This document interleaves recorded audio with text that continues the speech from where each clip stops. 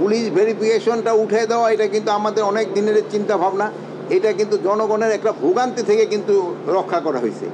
এখন রোহিঙ্গারা যদি, যেহেতু পুলিশ ভেরিফিকেশন দরকার হবে না এই পাসপোর্ট পাওয়ার জন্য যাদের ন্যাশনাল আইডি আছে, এখন তার ন্যাশনাল আইডি সময়েই যেন রোহিঙ্গারা ন্যাশনাল আইডি না পায়, এই জন্য ব্যবস্থা নেওয়া হবে।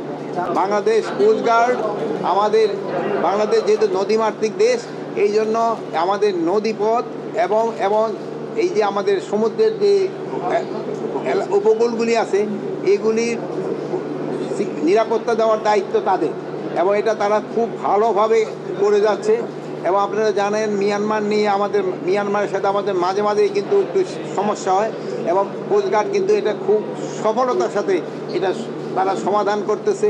এবং তারা আরও জানেন যে অনেক সময় যে বিদেশি অনেক আমাদের ভিতরে ঢুকে, আমাদের জলসীমায় ঢুকে মাছ টাছ ধরে, এবং এই সব ক্ষেত্রেও কিন্তু কোস্টগার্ড একটা ভালো ভূমিকা রাখতেছে।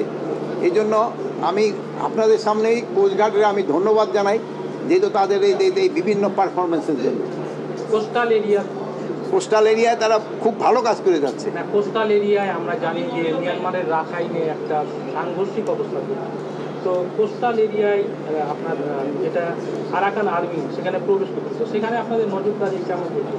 আপনারা তো জানেন যে আমি এর আগেও বলছি যে আমাদের যে বেলটা আছে, এই বেলটা এখন আরাকান আর্মির দখলে, যেখানে যদিও সরকার মিয়ানমার সরকার, বাট মিয়ানমার সরকারের এই এলাকাটা তাদের কোনো দখলে নাই।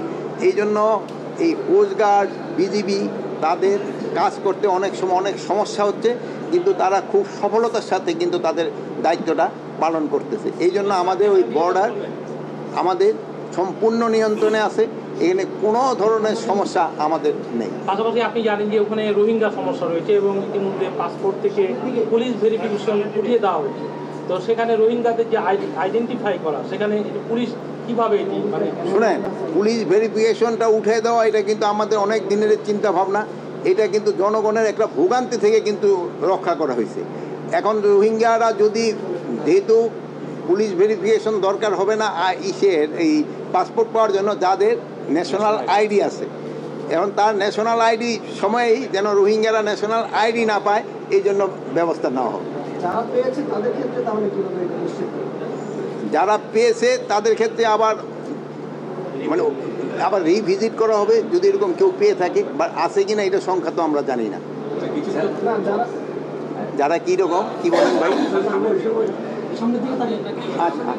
সম্প্রতি গত কয়েকদিনে আরাকান আর্মিরা বাংলাদেশে ঢুকে, কোস্টাল এরিয়াতে ঢুকে বাংলাদেশের বেশ কয়েকজন জেলেকে অপহরণ করে নেওয়া হয়েছে, এরকম গণমাধ্যমে খবর এসেছে। আমাদের এলাকার ভিতরে ঢুকে কোনোটাই নাই, যেহেতু আপনারা জানেন অনেক সময় আমাদের জেলেরও ধরতে তারা তো সীমানা বোঝে না, তাদের জলসীমানায় চলে যায়, সেই সময় তারা চলে।